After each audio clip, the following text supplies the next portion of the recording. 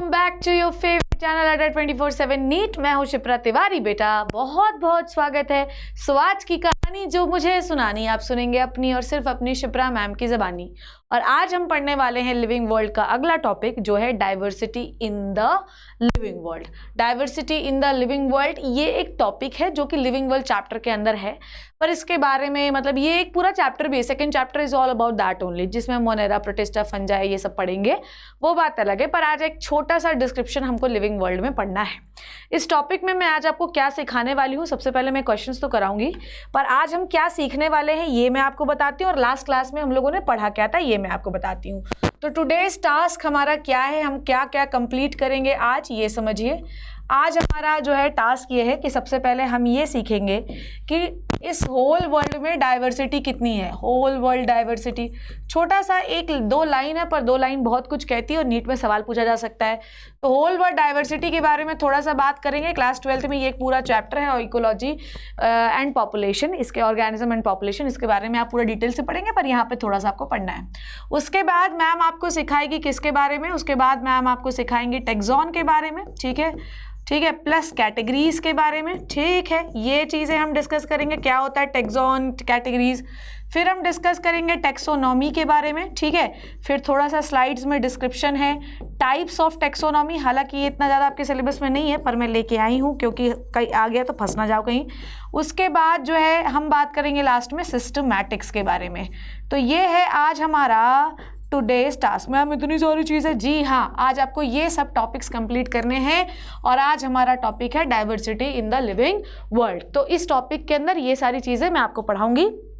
Last class में क्या cover किया था, लास्ट क्लास में हम लोगों ने non defining property of the living organism complete की थी, जिसमें मैंने आपको रिप्रोडक्शन और ग्रोथ के बारे में पढ़ाया था। और आज मैं आपको उसी में से कुछ सवाल करवाने वाली हूँ, डिफाइनिंग एंड नॉन डिफाइनिंग वाले में से, ठीक है। 5-7 सवाल हैं, इनको देख लीजिए, बहुत यूजफुल है। The defining characteristics of living beings क्या होता है बताइए। रिप्रोडक्शन तो नहीं है, नॉन डिफाइनिंग होता है डाइजेस्ट देयर ओन फूड। बहुत सारे जो है देयर ओन फूड डाइजेस्ट नहीं करते, बहुत सारे लोग जो होते हैं डाइजेस्टेड फूड को एब्जॉर्ब करते हैं, जैसे वर्म्स, ठीक है, तो ये भी गलत है। रीजनरेट, बहुत सारे रीजनरेट नहीं करते। रिस्पॉन्स याद है आपको, आपने क्या पढ़ा था, response and consciousness are the defining property of the living organism. इसीलिए कोमा पेशेंट्स को हम ना तो लिविंग मानते हैं ना ही नॉन लिविंग मानते हैं।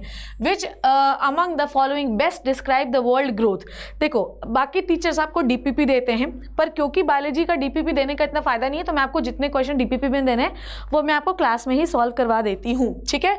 क्योंकि बाकी में क्या होता है, सवाल होता है तो वो डीपीपी देंगे तो चलेगा भी, आपको क्या करना है 8-10 सवाल करने हैं, वो आप क्लास में ही सॉल्व कर लिया करो तो ज़्यादा बेटर होगा। इसका एक प्रैक्टिस सेशन रखूंगी मैं, जो कि करीब 100 क्वेश्चंस के आसपास का होगा, वो लाइव रखेंगे, उसमें बहुत सारे बच्चे जुड़ेंगे, तो वो वाला लाइव सेशन आप अटेंड कर लीजिएगा। पीडीएफ आपको मिल जाएगी, तो प्रैक्टिस आप उन शीट से करेंगे, ठीक है। Which among the following best describe the world growth in living organism. Increase in the mass either due to the accumulation और due to the changes that body undergoes internally, ठीक है। दूसरा क्या है, increase in the mass due to internally cell division and increase in the number due to the replication are twin characteristics of growth. All living organisms grow throughout their life. Growth is a sufficient characteristics to determine whether an organism living and non living. ये तो गलत है, growth से आपकी एक sufficient character नहीं, आपको बहुत सारे और कैरेक्टर बताने होते हैं कि लिविंग हो या नहीं हो। ऑल लिविंग ऑर्गेनिज्म पूरे throughout the life grow नहीं करते हैं, ठीक है। Increase in the mass either due to, देखो यहाँ पर क्या पूछ रहा है, यहाँ पे लिख रहा है which among the following best describe the word growth in living organism. We are not talking about the non living organism. So right answer ये होगा, हमारा जो मास है बॉडी का, मास का मतलब होता है साइज जो है वो सेल डिवीजन से इंक्रीज होता है। नंबर ऑफ सेल जितने ज़्यादा होंगे आपका साइज उतना बड़ा होगा। और ये याद रखना, and increase in the number, increase mass due to the internal cell division and increase in the number due to the replication. तो ये ट्विन कैरेक्टरिस्टिक्स है ग्रोथ के लिए, और ये हर लिविंग ऑर्गेनिज्म में होते हैं, ठीक है। समझ में आई बात, क्लियर क्लियर क्लियर। तो हमारे में एक्यूमुलेशन नहीं होता, नॉन लिविंग थिंग में एक्यूमुलेशन होता है, जैसे कि रॉक बोल्डर्स बनना, माउंटेन बनना। लिविंग ऑर्गेनिज्म में ये है, सेल का नंबर बढ़ता है इसलिए मास बढ़ता है, और आपकी ग्रोथ इसलिए हो रही है क्योंकि डीएनए रेप्लिकेट हो रहा है, ठीक है। आगे बात करते हैं, all of the following items display the movement. इसमें आपको ये बताना है, सारे लिविंग थिंग है पर इसमें से एक कोई नॉन लिविंग है, बताइए। कैंडी, यही है यार, यही है यार, यही है यार, यही है। A candy wrapper flowing on the blowing on the earth, ये नॉन लिविंग चीज उड़ रही है। मेटाबॉलिज्म क्या होता है? रिलीज ऑफ एनर्जी हो सकता है, कैटाबॉलिज्म में गेन ऑफ एनर्जी हो सकता है, गेन एंड रिलीज दोनों होता है इसमें। मेटाबॉलिज्म में कैटाबॉलिज्म से एनर्जी रिलीज होती है और एनाबॉलिज्म से एनर्जी बनती है, इनके सम को ही हम मेटाबॉलिज्म कहते हैं। ये एक डिफाइनिंग प्रॉपर्टी है। लिविंग बीइंग का डिफाइनिंग प्रॉपर्टी क्या? ये तो हो चुका है भाई शायद क्वेश्चन। ओके तो ये अपन ने कुछ क्वेश्चन किए, अब अपन टॉपिक पे बढ़ते हैं। नेक्स्ट क्लास से और क्वेश्चन करेंगे क्योंकि थोड़ा कम समय पे कंप्लीट करना होता है, पर इसका मैं प्रैक्टिस सेशन डेफिनेटली रखूंगी जो कि करीब 100 क्वेश्चन के आसपास का होगा मेरे बच्चों, वो ज़रूर देखना। वो जो है मैंने अपने जो है पेड बैचेस में भी वो कंप्लीट नहीं कराया अभी, ताकि वो बच्चे भी आपके साथ प्रैक्टिस कर सके। तो बच्चों चलिए शुरू करते हैं आज का टॉपिक। आपकी NCERT ये कहती है कि ये दुनिया में बहुत गम है, गम तो है ही पर डाइवर्सिटी उससे ज़्यादा है। The organism are full of numbers, ठीक है। ये अर्थ जो है इसमें इतने ऑर्गेनिज्म है, इतने ऑर्गेनिज्म, इतने ऑर्गेनिज्म, क्या बताऊं कितने ऑर्गेनिज्म है, ठीक है। तो वो वाला डायलॉग सुना है तुमने, द मांझी माउंटेनमैन, फगुनिया हम तुमसे इतना प्यार करते हैं, इतना प्यार करते हैं, क्या बताएं कितना प्यार करते हैं, सीना चीर के दिखाएं, वही वाला। इतने ऑर्गेनिज्म है, इतने ऑर्गेनिज्म है, इतने ऑर्गेनिज्म है, क्या है डेटा पढ़ के बताएं, बता रहे हैं। आइए, तो according to the Robert May we have 7 to 8 million species in our earth, और इतनी स्पीशीज़ हैं पर फिर भी हम सिर्फ कितनी मानते हैं? हम मानते हैं 1.7 to 1.8 मिलियन स्पीशीज़ जो कि डिस्कवर्ड हो चुकी हैं। अभी आपको मैं ये भी समझाऊंगी कि डिस्कवर्ड स्पीशीज़ का मतलब क्या होता है, क्लियर है। तो ऑर्गेनिज्म एंड पॉपुलेशन जब आप पढ़ेंगे, आपका 12th क्लास का एक चैप्टर है, उसमें रॉबर्ट में ये बोलते हैं कि we have 7 to 8 million species in the earth, ठीक है। उसमें से कुछ डिस्कवर्ड हैं, कुछ नहीं है डिस्कवर्ड।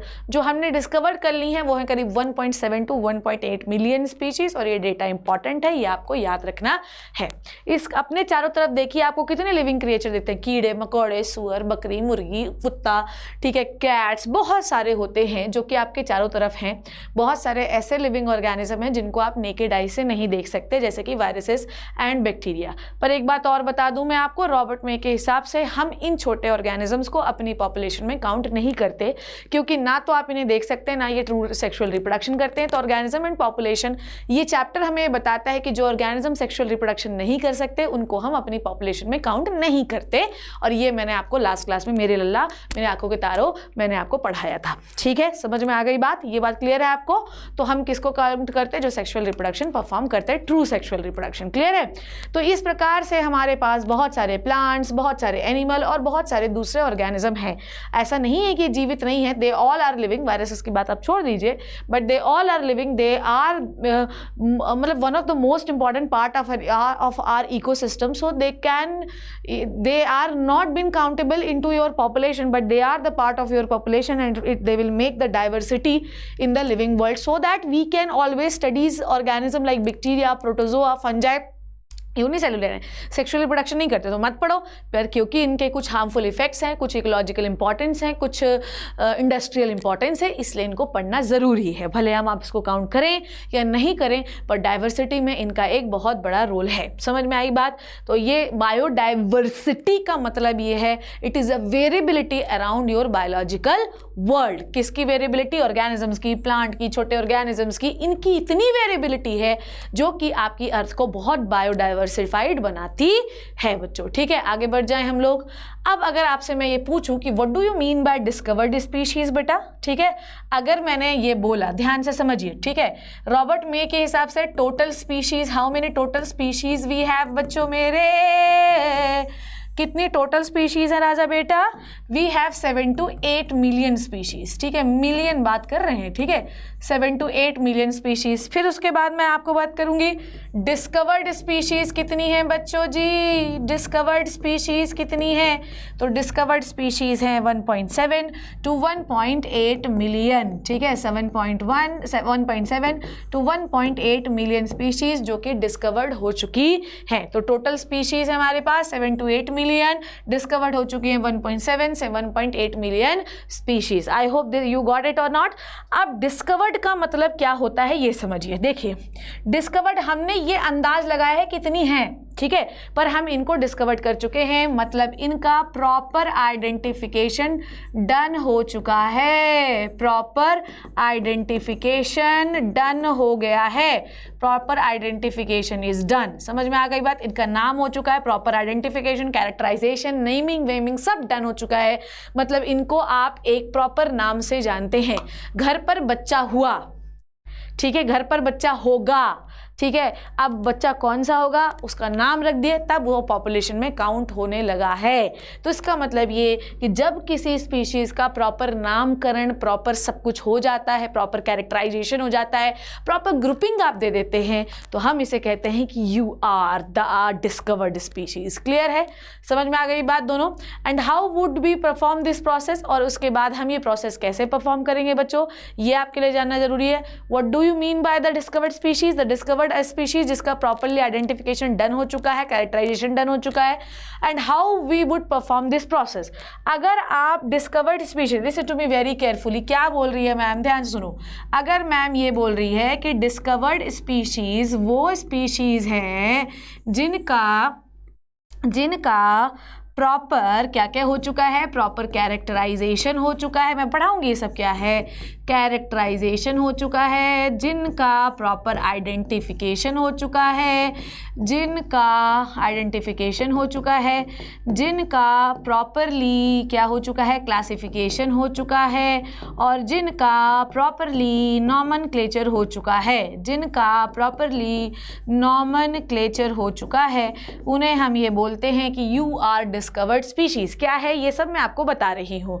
अब जब ये सब आप काम करते हैं, ध्यान, हाउ वुड वी परफॉर्म, हम इस तरीके से परफॉर्म करते हैं कि अगर हमें कोई स्पेसिमेन मिला, ध्यान से सुनो, अगर कोई अनआइडेंटिफाइड स्पेसिमेन मिला, ध्यान से समझो, हम जंगल गए यार, ठीक है, जंगल में टीचर ने बोला सब लोग फैल जाओ, आपको कोई एक ऐसा प्लांट दिखा, ओए होए होए, जिसके बारे में आप जानते ही नहीं हैं, तो आप क्या करेंगे भाई साहब, आप उस प्लांट को अपने घर लेके आइए, अपने लेबोरेटरी लेके जाइए, और अब आप उसे क्या करेंगे, अब आप नहीं जानते हैं तो आप उसका क्या करेंगे, सबसे पहले पहला स्टेप करेंगे आप कैटेगराइजेशन, फिर आप करेंगे आइडेंटिफिकेशन, फिर आप करेंगे क्लासिफिकेशन, फिर आप करेंगे नॉमेनक्लेचर। अब आपकी, ठीक है, ठीक है, अब क्या है, सबसे बड़ी समस्या ये है कि आपकी एनसीईआरटी जो है वो ये बोलती है कि आपको जो है तो नॉमेनक्लेचर पहले करना है, उसके बाद क्लासिफिकेशन करना है, पर पहले एक्चुअली आपको क्लासिफिकेशन करना होता है, फिर नॉमेनक्लेचर देता है। लिविंग वर्ल्ड के इंट्रोडक्टरी पार्ट में नीचे की ओर ये वर्ड लिखा हुआ है, ये स्टेप लिविंग वर्ल्ड में स्टार्टिंग में लिखा हुआ है, पर जब एक्सप्लेन करने की बारी आती तो एनसीईआरटी इसको ऊपर नीचे कर देती है, but this is the correct sequence. तो डिस्कवर्ड स्पीशीज वो स्पीशीज होती हैं अगर आपका कोई अननोन स्पेसिमेन है। देखो, जब हम किसी को नहीं जानते हैं तो वो हमारे लिए स्पेसिमेन है, जब डिस्कवर्ड हो गई है तो ये फलाना स्पीशीज है। तो अननोन स्पेसिमेन है ये, जिसके बारे में आप नहीं जानते, ये एक अननोन स्पेसिमेन है और आप जानना चाहते हैं बेटा ये क्या है, तो सबसे पहले आपको क्या करना पड़ेगा राजा बेटा, सबसे पहले आपको करना पड़ेगा कैरेक्टराइजेशन, फिर आपको क्या करना पड़ेगा, आइडेंटिफिकेशन, फिर आपको क्या करना पड़ेगा, क्लासिफिकेशन, फिर आपको करना पड़ेगा नॉमेनक्लेचर। ये मैंने आपको क्या बता दिया, ये मैंने आपको इसलिए बता दिया क्योंकि मैंने पढ़ रखा है और क्योंकि ये सब ऑलरेडी हम पढ़ चुके हैं इसलिए हम जानते हैं। पर पहले ऐसा नहीं होता था, पहले प्रॉपरली जो है लोग घूमते थे, भगवान इसका नाम क्या होगा, हाय तौबा, छाती पीटते घूमते थे कि भाई ये जो अननोन स्पेसिमेन हमको जंगल से मिला है, स्पेसिमेन मतलब वो सैंपल जिसके बारे में आप कुछ नहीं जानते, इसको हम कैसे बताएं कि ये किस किंगडम में रहेगा, किस फाइलम में रहेगा, किस क्लास में रहेगा, कहाँ रहेगा। तो ऐसी कंडीशन में सबसे पहले you have to do the categorization, we have to do the identification and we have to do the classification and the nomenclature। Kick-N, ठीक है, किक-एन से याद रखिएगा, CICN, ठीक है, किक-एन, ठीक है, किक-एन, इससे आप याद रखिएगा। क्लियर है? अब ये सब करने का ये एक प्रोसीजर है, isn't it? कि पहले ये करो, पहले जैसे नहीं बोलते चलो जाओ आज से जो है चंपा तुम ये खाना बनाओगी, तो चंपा बोलेगी पहले तेल डालूंगी, फिर राई डालूंगी, फिर जीरा डालूंगी, फिर ये डालूंगी, वो डालूंगी। तो सब्जी बनाने का वो एक प्रोसीजर फॉलो करती है। तो अगर मुझे उस अनआइडेंटिफाइड स्पेसिमेन को अपने लिविंग वर्ल्ड में प्रॉपरली डिस्कवर्ड नाम देना है कि तू डिस्कवर्ड हो चुका है, उसको प्रॉपर जगह देनी है, तो मुझे एक प्रोसीजर फॉलो करना पड़ेगा।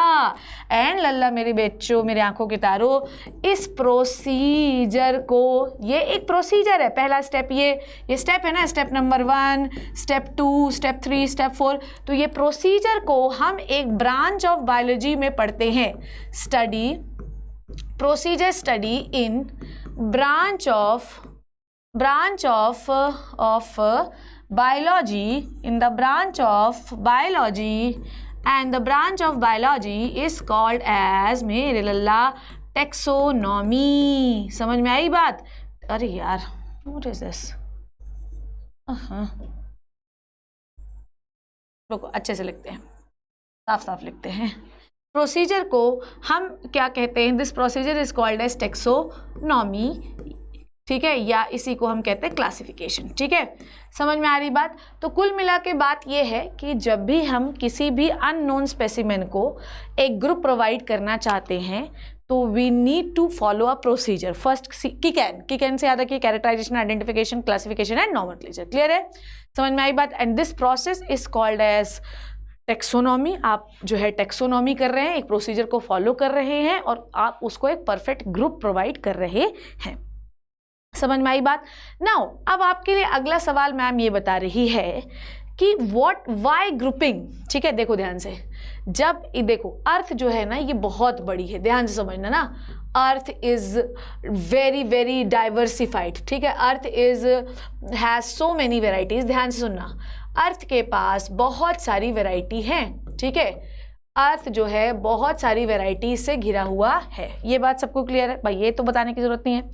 अब इतनी वैरायटीज में we are unable to find out our target species. समझ में आई बात? इतने डाइवर्सिफाइड अर्थ में आप अपनी टारगेट स्पीशीज को कैसे ढूंढोगे यार? खिचड़ी नहीं मच जाएगी?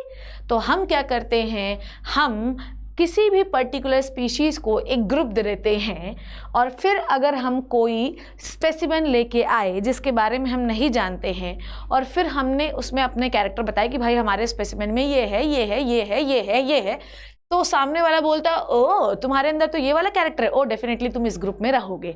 This procedure is known as taxonomy और the classification. If you are earth has so many diversified, to make the study easy, ध्यान से सुनना, to make study easy, ठीक है, we make groups, ठीक है, ओके, हम क्या बनाते हैं? ग्रुप्स बनाते हैं। एंड द ग्रुप्स बनाने के प्रोसीजर को हम कहते हैं क्लासिफिकेशन। क्या कहते हैं? क्लासिफिकेशन। क्लियर है? समझ में आ गई बात? ठीक है, हम अपनी स्टडी को इजी बनाने के लिए क्लासिफिकेशन करते हैं, ग्रुप्स बनाते हैं। किंगडम में ग्रुप है, फाइलम, क्लास, ऑर्डर, फैमिली, ये सब ग्रुप बना रखे हैं।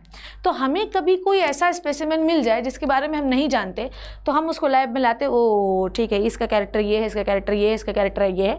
उसके बाद हम उसे अपने कैरेक्टर को इंटरनेट से मैच करते हैं। इंटरनेट में देखते हैं भाई ये कैरेक्टर किसमें, इंटरनेट आपको बोल देता है कि भाई जो आप कैरेक्टर ढूंढ रहे हो वो इस ग्रुप का कैरेक्टर है, तो आप अपना स्पेसिमेन इस ग्रुप में रख सकते हो। तो ग्रुपिंग से हम चीज़ों को, ग्रुपिंग कौन से ग्रुप मैम? ग्रुप है किंगडम, ठीक है, ये ग्रुप है, ठीक है, किंगडम है, फाइलम के बाद क्लास है, क्लास के बाद ऑर्डर है, ऑर्डर के बाद फैमिली है, फैमिली के बाद जीनस है, ठीक है, जीनस के बाद स्पीशीज़ है, स्पीशीज़ के बाद सब species. These are the group. कौन सा किंगडम, कौन सा फाइलम, कौन सा ऑर्डर, कौन सा फैमिली, इस टाइप का। क्लियर? आइए अब आगे पढ़ लेते हैं, स्लाइड्स देख लेते हैं। आ जाओ बच्चों, ठीक है, आ जाओ। अभी एक चीज़, अभी टेंशन नहीं लेना है। तो बायोडाइवर्सिटी, ध्यान सुनो, अभी टेंशन नहीं लेना। अभी जो मैंने आपको पढ़ाया है, क्लासिफिकेशन क्यों करना है, अपनी स्टडी को इजी बनाना है। कोई नया स्पेसिमेन ढूंढ के ले आए हैं, आपने अपना कैरेक्टर लिख दिया इंटरनेट पे, ये कैरेक्टर है, ये कैरेक्टर, ये कैरेक्टर, इंटरनेट ने आपको एनालाइज करके बोल दिया बेटा ये कैरेक्टर जो आप लिख रहे हैं ये वाले ग्रुप का कैरेक्टर है, तो आपका स्पेसिमेन इस ग्रुप में रहना चाहिए। ठीक है, तो why we make groups, we make group to make the study easy. So इधर हम एक ऑर्गेनिज्म को पढ़ने जाए, हम उस ग्रुप को भी पढ़ लेंगे तो हमारे सारे ऑर्गेनिज्म कवर हो जाएंगे। ठीक है, तो बायोडाइवर्सिटी में ग्रीक वर्ड बायोस का मतलब लाइफ, डाइवर्सिटी का मतलब बायोलॉजिकल डाइवर्सिटी। ठीक है, आपको पता है कि इस दुनिया में कितनी स्पीशीज़ हैं, ठीक है, समझ में आ गई बात। और जो है इनको जो है क्लासीफाई करना बहुत मतलब ज़रूरी है, ये बात है। अभी एनसीईआरटी आपको पढ़ाती हूँ, पहले जो मेरा इंटरेस्ट है वो समझाती हूँ। According to the IUCN, International Union of Conservation of Nature and Natural Resources, currently species are 1.7 to 1.8 million. Million of plant, animal and organism in the world cannot be recognized, studied or described by an individual, and they recognize the plant or animal in our in our own area by their local names which are vary from place to place. तो ये क्या समझे आप, discovered का मतलब ये है कि आपके पास एक यूनिवर्सल एक्सेप्टेड नाम होना चाहिए। तो आप कहीं भी इंडा टेंडा गोभी मराठी कहीं भी चले जाए, हमेशा याद रखिए कि उसका नाम सेम होना चाहिए। अब आप जो बोल रहे हैं आलू, अब आपने ऐसी कोई स्पेसिमन ले आए और आज उसको आलू बोलकर आप खाने लगे, वर्ल्ड में गए, आपने आलू बोला, तो वो डिस्कवर्ड स्पीशीज नहीं मानी जाएगी जब तक उसका एक प्रॉपर साइंटिफिक नाम ना हो। तो हम किसी कुछ भी नए स्पेसिमेन को उठा के उखाड़ के खाने लगेंगे और आप बोलेंगे ये हमारा जो है कचालू है। अब कचालू को बेटा यूएस में लेके जाओगे, यूएस वाले बोलेंगे ओह दिस कचालू तो हमारा मेंबर ही नहीं है, ये क्या है। तो भाई आप अगर किसी स्पीशीज को बोल रहे डिस्कवर्ड है ये, तो उसका प्रॉपर एक साइंटिफिक नेम होना चाहिए। ऐसे नहीं आप कचालू लेके पूरी दुनिया में भाग सकते हैं। तो how many species we have discovered, 1.7 to 1.8 million species. Clear है। अब आ जाओ बेटा एनसीईआरटी देख लो, ध्यान से देखो, ठीक है ना। एनसीईआरटी हो जाए थोड़ा सा, अब एनसीईआरटी तो हो जाए, but where is the highlighter, ठीक है। Let's talk, no this is not highlighter, I don't know, let me check it out.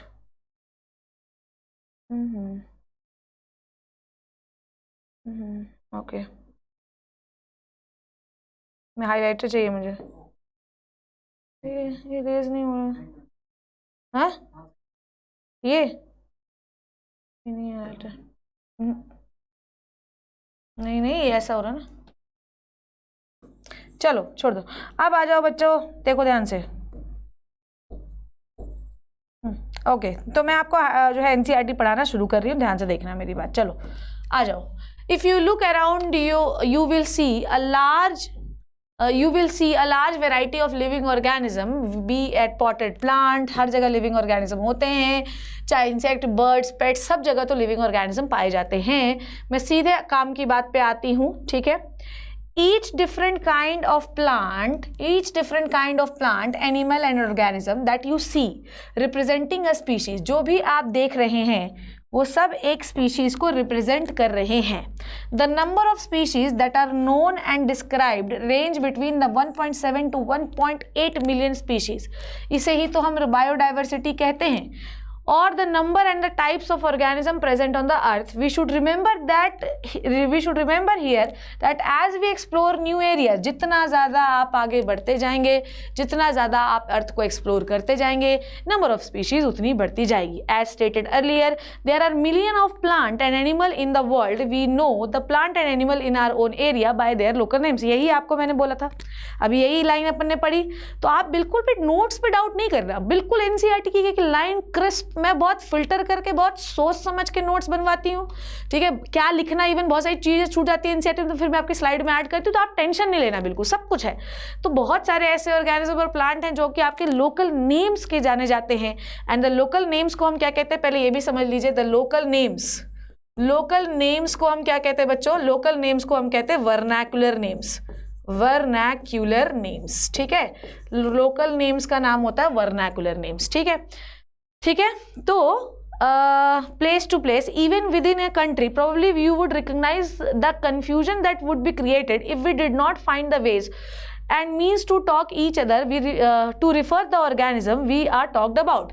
इसका मतलब एनसीईआरटी ये कहना चाह रही है कि हर ऑर्गेनिज्म को हर शहर में एक लोकल नाम से जाना जाता है, इवन एक ही कंट्री में एक ही चीज़ को अलग अलग नामों से जाना जाता है। इस चीज़ के वजह से हमें एक कन्फ्यूजन क्रिएट हो जाता है। तो वी नीड अ प्रोसीजर, वो प्रोसीजर मैंने आपको बताया अभी कि आपको एक प्रोसीजर चाहिए जिसकी वजह से आप कम से कम एक स्पीशीज, जब हम बात कर रहे हैं सोलेनम ट्यूबरोसम, तो सामने वाला इंटरनेट गूगल करे तो तुरंत समझ जाए ही इज और she is talking about the aloo, ठीक है। समझ में आ गई बात।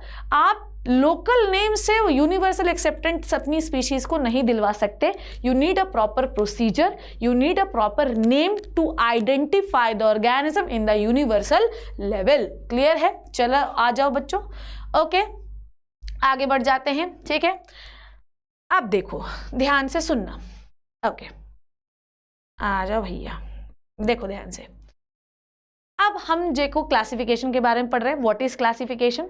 तो हमें क्या करना है, therefore for the better understanding of the biodiversity की बेटर अंडरस्टैंडिंग के लिए scientist have establish a system of principle, procedure and terms which identifies categories and assign the specific name to each and every organism known to us. ठीक है, तो हम ये confusion ना हो हमें, भाई आप बटाटा को बटाटा बोलिए, वो आपकी इच्छा है, पर वर्ल्ड में आप दुनिया में जाके बटाटा बोलेंगे तो समस्या हो जाएगी। तो ऐसी कंडीशन में समस्याओं से निपटने के लिए भाई बायोडाइवर्सिटी के साइंटिस्ट ने कुछ प्रोसीजर स्टेब्लिश किए हैं, कुछ प्रिंसिपल स्टेब्लिश किए हैं, ताकि हम प्रॉपर आइडेंटिफिकेशन कर सकें, उसको प्रॉपर ग्रुप दे सके कि तो वो यही रहेगा, आज के बाद हिलेगा नहीं यहाँ से, उसको एक प्रॉपर नाम दे सके, प्रॉपर टर्मिनोलॉजी दे सके, ताकि यूनिवर्सल एक्सेप्टेंस उस ग्रुप का, उस ऑर्गेनिज्म का, उस कैटेगरी का हो सके। ठीक है, समझ में आई बात। आप बोलेंगे कछुआ, कछुआ लिखा, अब कौन समझेगा भाई ये कछुआ पछुआ क्या है, भाई आप बोलिए टॉर्टोइज का क्या है zoological name. Once the organism is identified and a given name, it is grouped along with the similar ones. समझ में आई बात। तो सबसे पहले आप आइडेंटिफाई करिए, अगर आप एक कोई स्पेसिमेन लाए हैं, देखो ध्यान से, अभी सब कुछ समझाती हो, अभी स्ट्रेस बिल्कुल नहीं लेना। मान लो कि आप कोई एक अननोन स्पीशीज लेके आ गए जंगल से उखाड़ के, ध्यान से समझना, ध्यान से समझो, इधर आ जाओ। मान लो कि मैं एक जो है कुक्कू नाम का एक प्लांट, ठीक है, मैंने इसका नाम रखा, बहुत ही प्यारा लग रहा था, जंगल में गई और इसको मैं उखाड़ कर ले आई कुक्कू को। ठीक है, अब मैंने कुक्कू को बोला भाई साहब इसका जो फ्लावर है रेड है। मैंने सबसे पहले क्या किया, ध्यान सुनो, मैं वहीं पे खड़े खड़े, में ध्यान से समझते जाओगे बच्चों तो सब समझ में आएगा, नहीं समझोगे तो फिर दुनिया में कोई नहीं समझा पाएगा। लेके जाओ फील्ड डायरी में, जैसे ही आपको ये लगा ओहो हो ये भगवान ये क्या है, तो सबसे पहले आप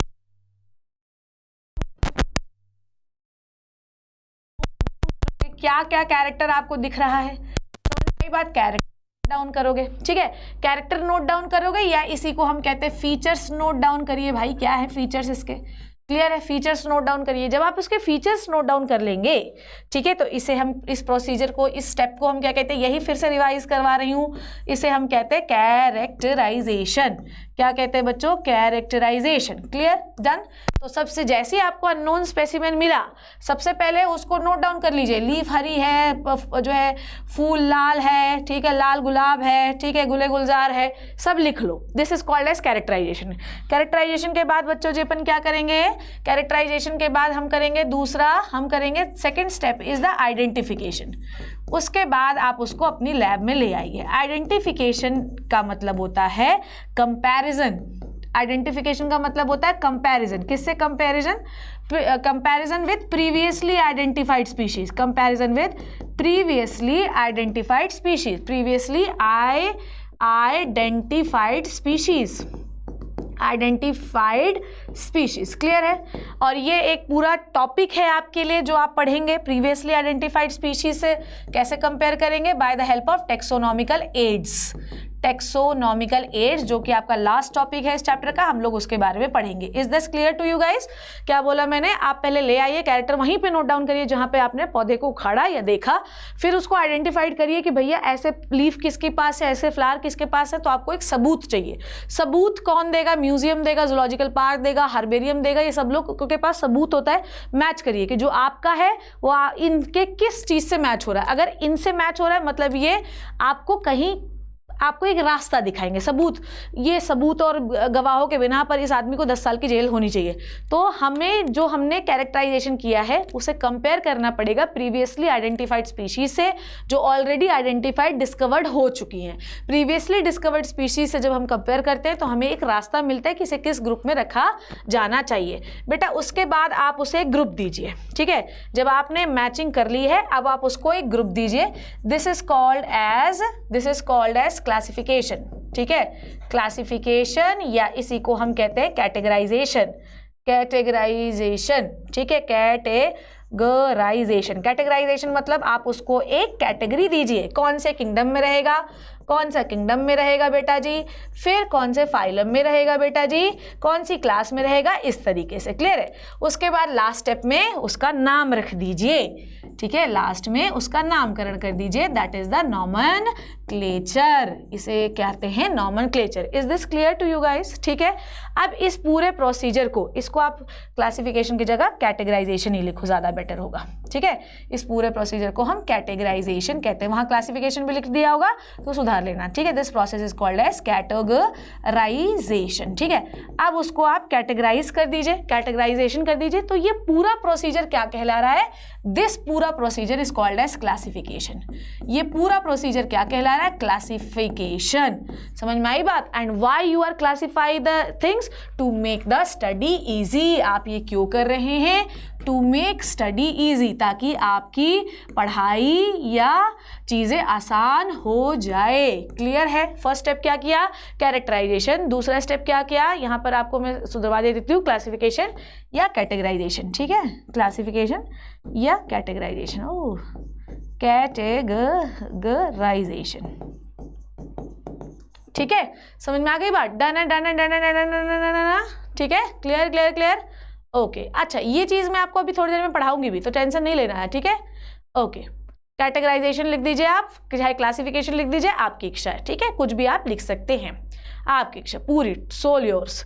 तो आप सबसे पहले क्या कीजिए? आइडेंटिफाई पहले लिखिए, क्या देखा आपने, फिर उसको कंपेयर कीजिए प्रीवियसली कैरेक्टराइज स्पीशीज से, फिर उसके बाद उसको कैटेगरी दीजिए, कौन से किंगडम में रहेगा, कौन से फाइलम में रहेगा, कौन से क्लास में, लास्ट में उसका नामकरण करिए।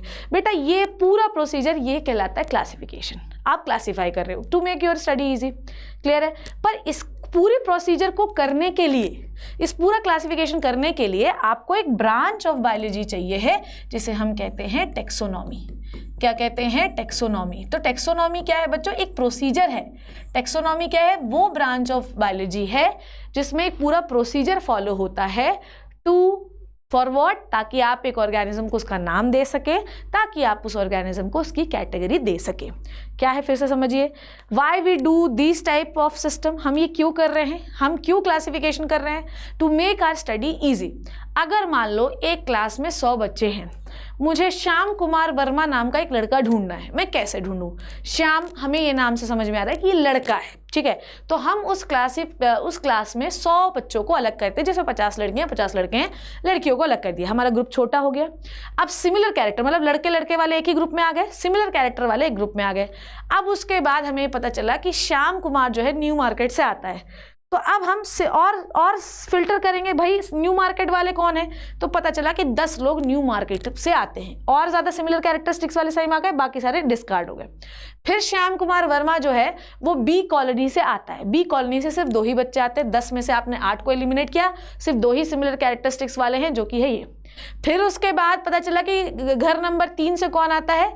घर नंबर 3 से श्याम कुमार वर्मा आता है, तो भाई सेकंड वाला भी एलिमिनेट हो गया, बचा कौन? श्याम कुमार वर्मा। तो आपने 100 लोगों में श्याम कुमार वर्मा को क्या करके अलग किया?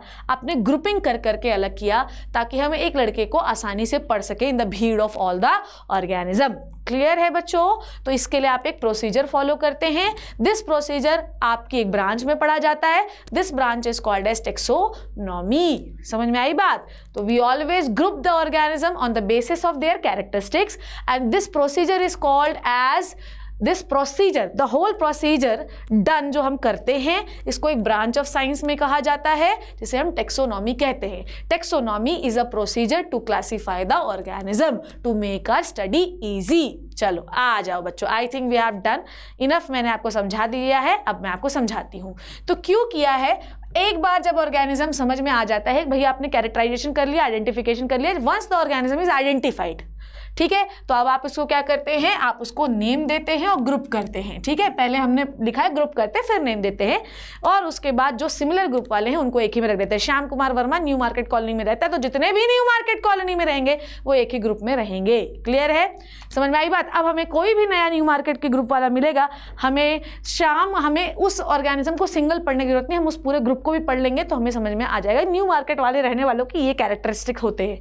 आगे, ताकि हमारी स्टडी क्लास हम क्यों करते? Classify the organism to make the study easy and simple on the basis of earlier classification. Yes, अगला जो है, पहले क्लासिफिकेशन क्या किए जाते थे?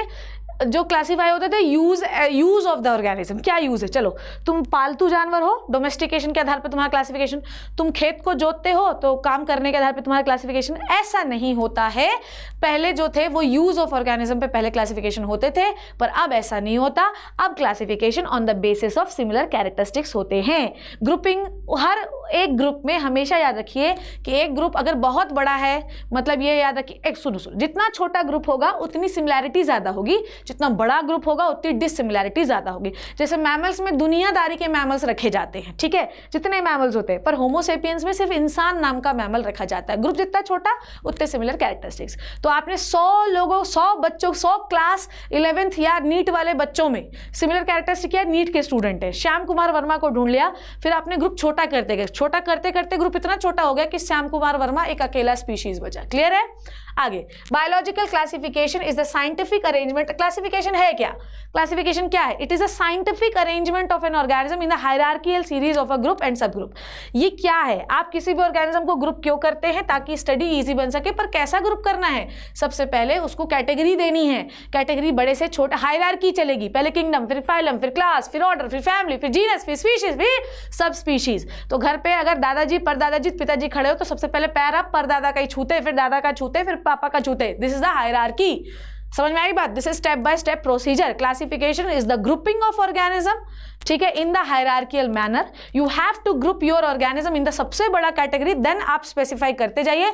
लास्ट में आप जिस स्पीशीज के बारे में ढूंढ रहे हैं वो आपको मिल जाएगी। तो 100 लोगों में आपने श्याम कुमार वर्मा का क्या किया है? बड़े ग्रुप से छोटा ग्रुप बनाते गए हैं। दिस इज द क्लासिफिकेशन, और ये हर जगह पूरी दुनिया में इस्तेमाल होता है। ठीक है, आगे बढ़ जाए, आगे बढ़ जाए। चलो, this is done on the basis of similarities and the differences in the trait. Trait का मतलब होता है कैरेक्टर बच्चों, है ना, घबरा नहीं जाना, हुई हुई हुई तेरी, ये क्या होता है? Character found in them. समझ में आ गई बात? I hope this is clear. कितनी सिमिलैरिटी है, जितनी ज्यादा डिससिमिलैरिटी उतना बड़ा ग्रुप, जितनी ज्यादा सिमिलैरिटी उतना छोटा ग्रुप, ये याद रखना है। क्लियर है? तो शिप्रा तिवारी फैमिली में जो है, खानदान में सारे तिवारीज आते हैं, बट शिप्रा तिवारी की फैमिली में सिर्फ मेरे फैमिली के मेंबर्स आते हैं, और शिप्रा तिवारी क्या, ये एक इंडिविजुअल उस फैमिली का। तो ग्रुप आप क्या करते गए? खानदान से फैमिली, फैमिली से इंडिविजुअल, छोटा किया आपने। ठीक है, on the basis of some easily observable characteristics. किसके आधार पे किया है? On the basis of some easily observable characteristics. This is known as classification. तो सबसे बड़ा ग्रुप होता है किंगडम, हम यहां से पढ़ते हैं, बाकी नीचे जाने दो। सबसे बड़ा ग्रुप है kingdom, phylum, class, order, family, genus, as, species and subspecies. देखो ध्यान से, जितना ज्यादा बड़ा ग्रुप होता जाएगा उतनी ज्यादा डिससिमिलैरिटी बढ़ेगी, सिमिलैरिटी घटेगी। जितना ज्यादा छोटा ग्रुप होता जाएगा सिमिलैरिटी बढ़ेगी। ठीक है, चलो अब देखो ध्यान से, ध्यान सुनो। जब भी आप क्लासिफिकेशन कर रहे हो तो आपको क्या करना है? बताया मैंने, प्रोसीजर। ठीक है, अब प्रोसीजर करना है तो आपको किसी ऑर्गेनिज्म को, चलो एक मैं तुमको एक एग्जांपल ले लेती हूँ, ध्यान से सुनो, ध्यान से सुनना। ठीक है, मान लो कि ये है एक पूरा एनिमल किंगडम। ठीक है, ये है आपका एनिमल किंगडम, एनिमल किंगडम। ठीक है, चलो ग्रुपिंग कर ले, आ जाओ ग्रुपिंग कर लेते हैं। अब एनिमल किंगडम में I am talking about what. मान लो कि एनिमल किंगडम में किसके बारे में बात कर रही हूँ? चलो मैं आर्थ्रोपोडा के बारे में बात करती हूँ। ठीक है, एनिमल किंगडम में मैं थोड़ा और बड़ा बनाती हूँ मैं। चलो, एनिमल किंगडम में, पूरे एनिमल किंगडम में भैया मैंने एक ग्रुप आइडेंटिफाई किया। ध्यान से सुनो, ये पूरा एनिमल किंगडम में दुनियादारी के जितने एनिमल हैं सब इसी के अंदर आते हैं। ठीक है, अब मैंने एक ग्रुप लिया, इसमें से एक ग्रुप उठाया, एंड द ग्रुप का नेम है आर्थ्रोपोडा। इस ग्रुप का नाम क्या है बच्चों? आर्थ्रोपोडा। ठीक है, आर्थ्रोपोडा। ठीक है, आर्थ्रोपोडा। मैं ये चाहती हूं कि एनिमल के, मुझे हाउस फ्लाई ढूंढना है। ये हाउस फ्लाई कौन से ग्रुप में आती है? तो हमें ये समझ में आया कि फ्लाई है तो मतलब एनिमल है, तो हमें एनिमल किंगडम में ढूंढना है। बाद में समझ में आया कि पंख है और पैर है, जॉइंटेड लेग्स है, तो ये आर्थ्रोपोडा है। आर्थ्रोपोडा हमने ग्रुप ले लिया, सबसे बड़ा ग्रुप है इसलिए मैंने ऐसा बनाया। अब आर्थ्रोपोडा में हमें ये समझ में आया कि भाई साहब, इस आर्थ्रोपोडा की फाइलम आर्थ्रोपोडा है, और इसकी जो क्लास है, ठीक है, ठीक है, इसकी जो क्लास है वो क्या है आपकी? Class is insecta. ठीक है, क्लास इसकी है insecta, insecta. Clear? This is the class. फिर मैंने और छोटा किया तो मुझे समझ में आया कि इसका जो ऑर्डर है वो है आपका मस्किडी। ठीक है, मस्किडी। ठीक है, लास्ट में मुझे ये पता चल गया कि इसका पूरा नाम क्या है, मस्का डोमेस्टिका। ठीक है, मस्का डोमेस्टिका, MD लिख देती हूँ। ठीक है, आप क्या कर रहे हैं, देखो आपने पूरे एनिमल किंगडम में मस्का डोमेस्टिका को ढूंढ लिया ग्रुप को छोटा करते करते। समझ में आई बात?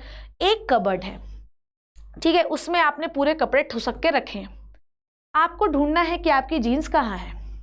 ठीक है, तो आपकी मम्मियों ने अलमारी को ऐसा अरेंज करके रखा है कि पहले अलमारी, सबसे बड़ा ग्रुप, अलमारी में उस ग्रुप में आपको अपनी जीन्स निकालनी है। तो आपने उसको प्रॉपरली अरेंज किया है कि तुम यहाँ जीन्स रहेगा, यहाँ शर्ट रहेगा, यहाँ टी-शर्ट रखेगा, यहाँ ये रहेगा।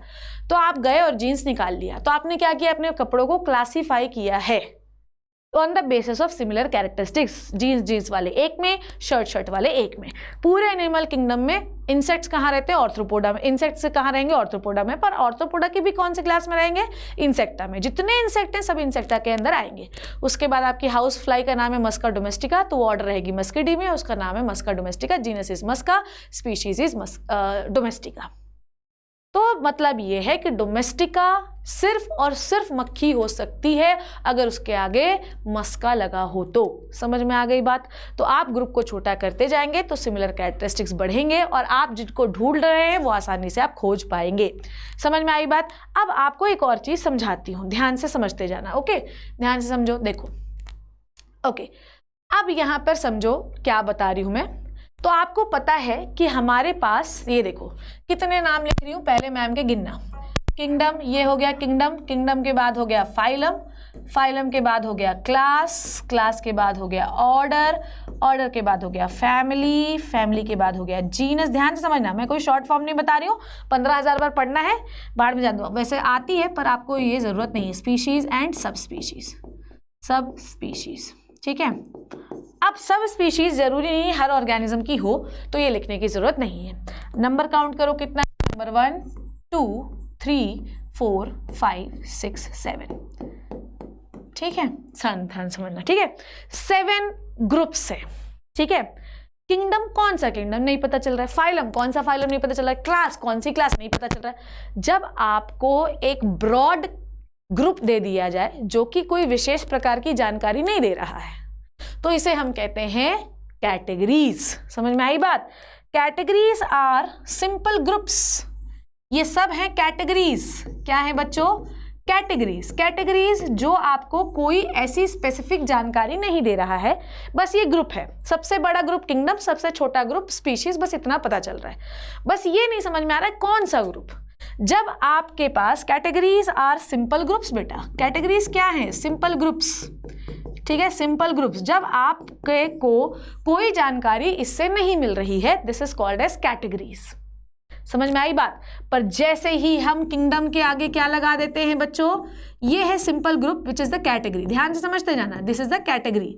पर जैसे ही बच्चों जी आप क्या लगा देते हैं, कोई स्पेशल फीचर, जैसे कि एनिमल किंगडम, एनिमल किंगडम, तो बेटा जी अब ये ग्रुप कैटेगरी नहीं रही, अब ये कहला गया टैक्सॉन। क्या कहलाया बच्चों? टैक्सॉन। समझ में आई बात? तो जब आप सिंपल ग्रुप्स की बात कर रहे हैं, नो स्पेशल फीचर, जब आप सिंपल ग्रुप की बात कर रहे हैं विद नो स्पेशल फीचर, तो इसे हम कहते हैं कैटेगरी। पर जब आपने इस कैटेगरी को एक स्थान, एक नाम और एक स्पेशल फीचर दे दिया, जैसे कि इसकी रैंक किंगडम में की रैंक क्या है, रैंक 1 सबसे बड़ा ये है, इसकी एक रैंक ये है। किंगडम कौन सा है, एनिमेलिया, आपने इसका एक नाम दे दिया। फीचर क्या है, जितने भी एनिमल होंगे वो सब इसी के अंदर रहेंगे, ऑल एनिमल्स। तो जब आप किसी कैटेगरी की कोई रैंक, कोई उसका नेम या उसका कोई फीचर दे देते हैं, तो अब वो कैटेगरी नहीं है, वो क्या कहला गया, टैक्सॉन। जैसे कि किंगडम, फाइलम, क्लास, ये सब क्या है, कैटेगरी है। पर एनिमल किंगडम, ऑर्थ्रोपोडा जो है फाइलम, एंड क्लास इंसेक्टा, ये क्या है आपकी, ये है आपकी कैटेगरीज। सबसे बड़ी रैंक कौन है, आपका एनिमल किंगडम, उससे छोटी रैंक कौन है, फाइलम ऑर्थ्रोपोडा, उससे छोटी रैंक कौन सी है, क्लास इंसेक्टा। फीचर क्या है, एनिमल है इसलिए एनिमेलिया में रहेगा। ठीक है, फाइलम ऑर्थ्रोपोडा क्यों, क्योंकि जॉइंटेड लेग्स है, इंसेक्टा क्यों, क्योंकि विंग्स और लेग्स है। क्लियर है इतनी बात? I hope this is clear to you. तो नॉर्मल जब simple groups with no special feature, this is called as this is called as categories. Kingdom is a category, पर जब आप उसका नाम एनिमल किंगडम रख देते हैं तो उसके साथ एक स्पेशल फीचर जुड़ गया है, और जब उसका फीचर जुड़ गया तो अब हम उसे बच्चों टैक्सॉन कहते हैं, मल्टीपल को टैक्सा कहते हैं। क्या ये बात क्लियर है? तो ये एनिमल किंगडम, ऑर्थ्रोपोडा, इंसेक्टा, मस्कडी, मस्का डोमेस्टिका, ये सब नाम हैं जिनके साथ स्पेशल कैरेक्टर जुड़े हुए हैं, तो अब हम इन्हें कैटेगरी नहीं बल्कि टैक्सॉन्स कहेंगे। क्लियर हो गई होगी इतनी बात? चलो ठीक है। तो ऑल्ट देखो ध्यान से, यहीं पर मैं आपको समझा रही हूं, this specific characteristics being by specific organism help to assign the category to it. जो स्पेसिफिक कैरेक्टरिस्टिक्स होते हैं उनके अंदर, वो उन्हें हमें ये हेल्प देते हैं कि भाई इनके इन कैरेक्टर के आधार पर इन्हें इस ग्रुप में रखा जाना चाहिए। तो कैटेगरी क्या है? Group of organism having common feature, ठीक है। टैक्सॉन क्या है? टैक्सॉन क्या है? ठीक है, हैविंग कॉमन फीचर, ठीक है। द टैक्सॉन क्या है? Specific term for these categories having some special feature, ठीक है। Proper name and proper rank associated with it, this is called as taxon. अब ध्यान से समझना, all living organism can be classified into different taxa on the basis of specific characteristics. Clear है? ये भी बात क्लियर हो गई होगी। अब यहाँ पे समझना, हर कैटेगरी एक टैक्सॉन है, पर हर टैक्सॉन, ठीक है, ऑल देखो all taxon is a category, sorry all taxon is a category but all categories are not taxon. समझ में आई बात? भाई हर कैटेगरी, ध्यान सुना, all taxon is a category. भाई एनिमल किंगडम तो है तो मतलब वो कैटेगरी है, पर जैसे ही आपने उसका एनिमल किंगडम नाम रख दिया तो वो कैटेगरी थोड़ी रह गई यार, वो तो अब टैक्सॉन हो गया। तो all the taxon is a category, but once you name the category, now it is not category, it is the taxon. So all the taxon is a category, but all categories are not taxon. जब आप उसका नाम रख देते हैं तो अब वो कैटेगरी नहीं रह गई, वो टैक्सॉन रह गया। ये बात आपको पता होनी चाहिए। टेक्सोनॉमी क्या है? It is a branch of science which deals with the study of principle and procedure of classification, ठीक है। It is a branch of science which deals with the study of principle and procedure of the classification on the suitable groups on the basis of feature, this is called as taxonomy. All taxon is a category but all categories are not taxon. Is this clear? I hope this is clear to you. इतनी बातों में कोई confusion नहीं होना चाहिए, ठीक है। Now अब ध्यान सुनना, तो क्लियर है इतनी बात? डन है इतनी बात? चलो, तो आपने किसके आधार पे किया है भाई साहब? आपने किया है उनके किसी भी ग्रुप का नाम कैसे रखा, on the basis of there feature. कौन सा फीचर? एक्सटर्नल फीचर, मतलब नंबर ऑफ लीव्स कितने हैं, ठीक है, नंबर ऑफ लीव्स कितने हैं।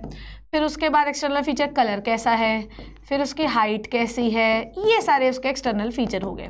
इंटरनल फीचर मतलब सेल कैसी है, साइटोप्लाज्म क्या है, न्यूक्लियस यूकैरियोट है क्या है, ठीक है, सेल ऑर्गेनल्स कैसे हैं, इनके आधार पे, ठीक है, ऑर्गेनल, ठीक है। उसके बाद इवोल्यूशनरी रिलेशनशिप कहाँ से आया, ठीक है, हाउ इट गेट अराइव्ड। समझ में आई बात? जैसे कि अगर मैं बात करूं ध्यान से समझना, मुझे एक बात बताओ, ध्यान से सुनना, human beings monkey, gorilla, orangutan, chimpanzee सब एक ही ग्रुप में क्यों हैं? क्योंकि इनके बीच में कुछ ना कुछ इवोल्यूशनरी रिलेशनशिप है। ये हमें ये बताते हैं कि हमारा जन्म इन्हीं से हुआ है, हमारा अराइवल इन्हीं से हुआ है। तो फीचर तो on the basis of evolutionary relationship के आधार पे क्लासिफिकेशन हुआ कि आप कहाँ से आए हैं, किसके आप संतान हैं, कौन आपके पूर्वज हैं। अगर आपके पूर्वज हैं ये, तो आपको उन्हीं ग्रुप में रखा जाएगा। क्लियर है? एक्सटर्नल फीचर क्या नंबर है, क्या हाइट है, कैसा दिख रहा है, इंटरनल क्या सेल है, साइटोप्लाज्म, ये सारी चीज़, ठीक है। तो मान लो कि ये हमें कोई स्पेसिमेन मिला है, for this specimen we need to categorize, ठीक है, we need to categorize, so we need a proper science called as taxonomy, ठीक है। मिला है हमें, सबसे पहला स्टेप क्या करेंगे? Characterization. In this method all the characteristics of an organism are noted and afterward used for the description of organism. Identification, to identify an organism, its similarities and dissimilarities are compared with the already known organism, ठीक है। इसके लिए आपको किसकी help लेनी पड़ेगी बच्चों? इसके लिए आपको हेल्प लेनी पड़ेगी टेक्सोनॉमिकल एड्स की, जो मैम आपको पढ़ाएंगी, ठीक है। उसके बाद आपको क्या करना पड़ेगा? Classification. It is the method of classification, या इसी को हम क्या कहते हैं बच्चों? कैटेगराइजेशन, ठीक है, कैटेगराइजेशन, ठीक है। It is the method of arranging of the organism into the groups on the basis of their physical, cellular and other characteristic. Physical मतलब फिजिकल मतलब एक्सटर्नल, सेलुलर मतलब इंटरनल, मॉर्फोलॉजिकल जो दिख रहा है आपको, ठीक है।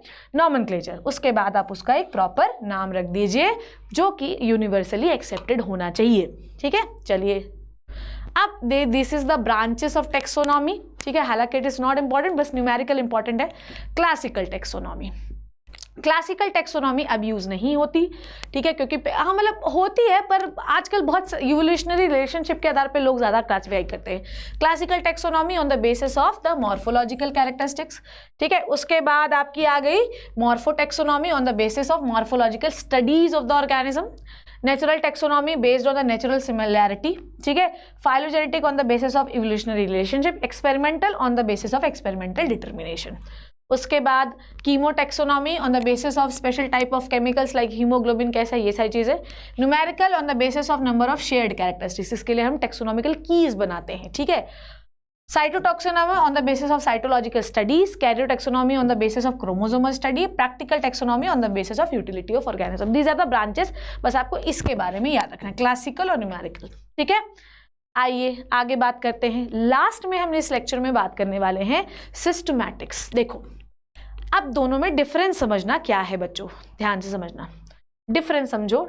हालांकि मैं लिख के भी लाई हूं पर मैं आपको एक बार हाथ से लिख के दे दूं तो ज्यादा बेटर रहेगा। टेक्सोनॉमी क्या होता है, ना ना ना ना ना ना ना ना ना ना ना ना ना ना, ठीक है। टेक्सोनॉमी क्या है, ध्यान से समझना। Taxonomy is the grouping of organism. Taxonomy क्या है, ग्रुपिंग ऑफ ऑर्गेनिज्म, ठीक है। Grouping of organism, this is it, grouping of organism, that's it, ठीक। उसके बाद सिस्टमैटिक्स क्या है, सिस्टमैटिक्स, ध्यान से समझना बच्चों, देखो ध्यान से। उसके बाद मैं आपको बता रही हूं सिस्टमैटिक्स क्या है। सिस्टमैटिक्स क्या है, ध्यान समझना। सिस्टमैटिक अरेंजमेंट, सिस्टमैटिक अरेंजमेंट और ग्रुपिंग ऑफ ऑर्गेनिज्म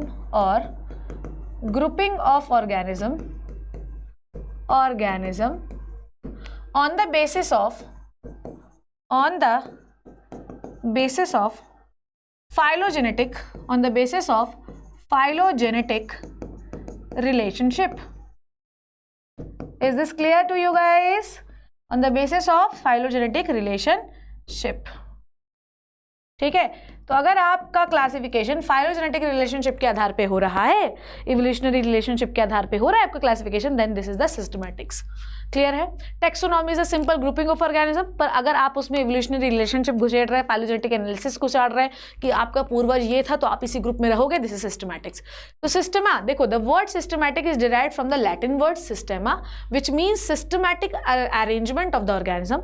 ये सबसे पहले यूज किया गया था कैरोलस, इसीलिए हम बाइनोमियल नॉमेनक्लेचर जो नामिंग का सिस्टम है, नेमिंग का सिस्टम है, वो हम कैरोलस लिनियस का एक्सेप्ट करते हैं, ठीक है। It is a Carolus Linnaeus in the title of his book publish in Systema नेचुरी।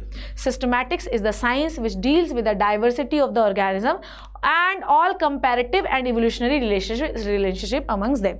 Normal grouping of organism taxonomy, पर अगर आप उसमें evolution घुसेड़ रहे हैं, phylogenetic analysis घुसेड़ रहे हैं, तुम्हारा पूर्वज ये था इसलिए अच्छा ठीक है तुमको इस ग्रुप में रख देते हैं, तो इस आधार पर हम systematics कहते हैं।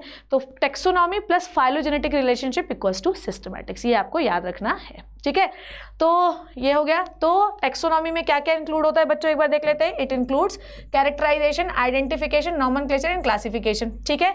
ओके, इसको हम क्लासिफिकेशन को हम कैटेगराइजेशन भी कह सकते हैं, उसको एक कैटेगरी दे रहे हो आप, ठीक है, तो वो भी कह सकते हो। इसके अंदर सिस्टमैटिक्स के अंदर characterization, identification, nomenclature, classification of an organism along with their evolutionary study, ठीक है। ये इसका डिफरेंस है, आप देख सकते हैं, ठीक है। आ जाओ अब अपन लोग पढ़ लेते हैं बच्चों थोड़ा सा क्या एनसीईआरटी, बिना एनसीईआरटी के मजा नहीं आता, ठीक है। नेम ऑफ ऑथर, अच्छा ये छोड़ो, पहले अपन ये वाले स्टेप पढ़ने ना। देखो देखो, it is nearly impossible to study all the living organism, सही बात है। It is necessary to devise some means to make the possible, ताकि हर ऑर्गेनिज्म पढ़ा जा सके पर एक एक को ना पढ़ना पड़े, ठीक है। This procedure is called as classification. Classification is a process by which anything is grouped into the convenient categories based on some easily observable characters. ये लिखा मैंने। आप classification is the making of groups on the basis of some easily दिखने वाले characteristics, ठीक है। For example, we easily recognise the group such as plants और animal और डॉग्स, कैट्स और इंसेक्ट। आसानी से हम पहचानते हैं ये कुत्ता है, ये बिल्ली है, ये चूहा है, ये सुअर है, ठीक है। The moment we use any term, ध्यान से सुनना, the moment we use these terms we associate certain characteristics with the organism in that group. What image do you see when you think of dog? Obviously each one of us will see dogs and not cats. जब हम आपसे बोलते हैं कुत्ता तो आपके मन में कुत्ते की वेराइटीज आने लगेगी, जैसे एल्सेशियन एक ब्रीड है, इसमें लिखा भी हुआ है, पढ़ेंगे। Now we were think to, देखो जर्मन शेफर्ड की ब्रीड है Alsatians. Now if we were to think of Alsatian, वो we know what we are talking about. जैसे हम एल्सेशियन बोलते हैं, जर्मन शेफर्ड का कुत्ता जो है सुंदर सा क्यूट सा आपके दिमाग में घूमने लगता होगा। Similarly suppose we were to say mammals, जब हम मैमल्स बोलते हैं जिसके पास भी मेमोरी ग्लैंड है, ह्यूमन बीइंग, बंदर बंदर आपके दिमाग में आने लगते होंगे, ठीक है। Think of animals with external years, body hairs, ये सब आपके शरीर मन में दिमाग में चलने लगता होगा। If we try to talk about the wheat, क्या आता है भाई, प्लांट है। आप वीट के बारे में बोला तो गेहूं ही दिमाग में आता, राइस नहीं आता दिमाग में, ठीक है। Okay Okay, hence all these dogs, cats, mammal, wheat, rice, plants, animals are convenient categories we use to study the organism. Or the scientific term for these categories, देखो जब हम कोई इन कैटेगरीज प्लूरल है तो हम इसे कहते हैं टेक्सा, सिंगल होगा तो टेक्सॉन, ठीक है। जब आप उसका कोई नाम रख दे रहे हैं, उसको कोई रैंक दे दे रहे हैं, उसके साथ कोई स्पेशल फीचर रख दे रहे हैं, तो उसे हम क्या कहने लगते हैं, taxon. Hey you must recognise the taxa, we indicate that the categories are very different level. Plants also form a taxa, wheat is also a taxa, animals, mammal, dogs are all taxa, but you know that dog is a mammal, ठीक है। कहाँ गया, कहाँ गया, कहाँ गया, कहाँ गया, कहाँ कहाँ कहाँ का, okay okay okay okay, you know that the dog is a mammal and mammals are animals. समझ में आई बात। Therefore animals, mammals and dog represent a taxa at different levels. हमें ये समझ में आया कि कुत्ता एक एनिमल है, कुत्ता एक मैमल है, तो कुत्ता एनिमल कैटेगरी में भी आएगा, एनिमल टेक्सा में भी आएगा, वो मैमल टेक्सा में भी आएगा, और अपने मतलब इसका मतलब ये कि उसका ग्रुपिंग जो हो रहा है वो अलग अलग टेक्सा में हो रहा है on the basis of there similar characteristics. मतलब जितने भी एनिमल होंगे सब एनिमल किंगडम में आएंगे, फिर उसमें जितने भी मैमल्स होंगे वो मैमल्स में आएंगे, जितने भी डॉग्स होंगे वो एक टेक्सा में आएंगे। क्लियर है। Hence, based on the characteristics, all living organisms can be classified into different taxa. This process of classification is called as taxonomy. External and internal structure along with the structure of cell, development procedure, ecological information of the organism are essential and form the basis of modern taxonomic study. तो हमको क्या क्या चाहिए ये भी एक बार लिख लेते हैं यहाँ पर। NCERT में बाजू में मेरे साथ लिखिए कि अगर आप टेक्सोनॉमी करना चाहते हैं, अगर आप किसी भी ऑर्गेनिज्म को क्लासीफाई करना चाहते हैं तो आपको फीचर्स कौन कौन से चाहिए। मैंने तो आपको 3 बताए, पर एनसीईआरटी और भी बहुत सारे बता रही है, तो फीचर्स लिख लीजिए। सबसे पहले क्या क्या चाहिए, यहाँ पे देखो लिख रहा हुआ है एक्सटर्नल फीचर चाहिए, ये मैंने आपको बता दिया था। फिर मैं आपको क्या चाहिए, इंटरनल फीचर चाहिए, ये भी मैंने आपको बता दिया था। फिर आपको क्या चाहिए, सेल का फीचर चाहिए, इंटरनल फीचर उसी के अंदर आता है, सेल का फीचर। फिर उसके बाद क्या आता है, डेवलपमेंटल प्रोसेस, फाइलोजेनेटिक एनालिसिस आता है इसके अंदर, डेवलपमेंटल प्रोसेस इसके अंदर आएगा, process and ecological information, and ecological information भी इसके अंदर आएगी। तो ये सारी चीजें आपके पास होनी चाहिए, तब आप किसी भी ऑर्गेनिज्म को क्लासीफाई कर सकते हैं। Hence characterization, identification, classification and nomenclature, ये आया राइट स्टेप। देखो बच्चों मैंने तुमको जो स्टेप बता रही थी आया, इसीलिए पढ़वा रही थी मैं। Characterization, identification, classification and nomenclature, ठीक है। Classification is also called as categorization, ठीक है। Taxonomy is not something new. Human beings have always been interested in knowing more and more about the various kinds of organism, particularly with reference to their own use. Taxonomy आज का नहीं है, taxonomy बहुत पुराना है, पर पहले लोग classification on the basis of their use, ठीक है। Human being needed to find some sources for their basic needs, food, clothing, shelter. Hence, earliest classification were based on the uses of the various organism. ये भी लिखवाया मैंने आपको, ठीक है। Human beings were since long not only interested in knowing more and more different kinds, ये हो चुका है, ठीक है। Okay, organism but also relationship among the, ऐसा नहीं है कि ऑर्गेनिज्म ह्यूमन बीइंग हमेशा नई चीज़ों को जानने के लिए उत्सुक था, पर हमेशा से ये भी जानने के लिए उत्सुक था कि वो कहाँ से आया, उसका पूर्वज कौन है, उसका किससे संबंध है, ठीक है। And the branch of study was refers to as systematics. The word systematics is derive from the Latin word called as systema, which means systematic arrangement of the organism. Linnaeus use Systema Naturae, ये book का नाम है Systema Naturae, as the title of his publication. The scope of systematics was the later in large include identification, nomenclature, classification. Systematics takes into the account on the basis of there evolutionary relation ship. क्या समझा आपने, क्या समझा? तो आज के lecture में हमने ये सीखा कि क्लासिफिकेशन की जरूरत क्या है। व्हाट, पर एक बार पूरा रिवाइज करवाती हूँ। What is classification? Grouping of organism to make our study easy and convenient. How we do the classification? We follow a proper procedure, ठीक है, and we grouped the organism. Group of the, देखो, particular group with no name, no rank, no characteristics, this is called as categories. When we name any group, when we give the rank to any group, when we give some characteristics to the group, this is called as categories. This is called as taxons, and the making of these taxon follow a procedure. The procedure is what मेरे बच्चों? Procedure characterization, दूसरा आपका identification, तीसरा categorization या classification, चौथा nomenclature.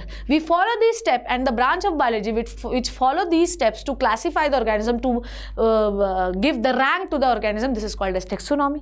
And once you use the phylogenetic relationship for this procedure, this is called as systematics. This is a systematic arrangement of the taxon on the basis of their phylogenetic relationship, कि तुम किसके पूर्वज हो, तुमको उसी group में रखा जाएगा या तुमको उसके आसपास रखा जाएगा, नहीं तो तुम्हारे और उसके बीच में तो कोई रिलेशनशिप ही नहीं बचेगा, तुम तो बहुत दूर चले जाओगे, तुम तो किसी और से संबंध दिखाने लगोगे, ठीक है। ये हुआ आज का lecture in the diversity of living world, diversity of the world. In the next class मैं आपको पढ़ाऊंगी कि बेसिकली ये कैटेगराइजेशन जो है, कैसे कैटेगरी बनाते हैं, कैसे ग्रुपिंग करते हैं, ये हम पढ़ेंगे। फिर nomenclature and taxonomical aid, then the chapter will over, ठीक है। Be stronger than your excuses, ज़्यादा एक्सक्यूज मत दीजिए, स्ट्रॉन्ग बनिए। एक्सक्यूज देने से आदमी कमज़ोर बनता है। मेरी भी आज उतनी तबीयत ठीक नहीं है, but still I am taking the lectures ताकि आपका नीट क्वालिफाई हो सके। So this is all about the diversity in the living world, categorization and the steps of the taxonomy and the systematics and the category कैसे बनाते हैं, क्या taxon है, ये सारी चीज़ें। कुछ ना समझ में आए कमेंट सेक्शन में लिखिए, आगे बात करेंगे। I hope you learn and enjoy this session मेरे प्यारे बच्चों। See you in the next amazing session. तब तक thank you so much and bye bye.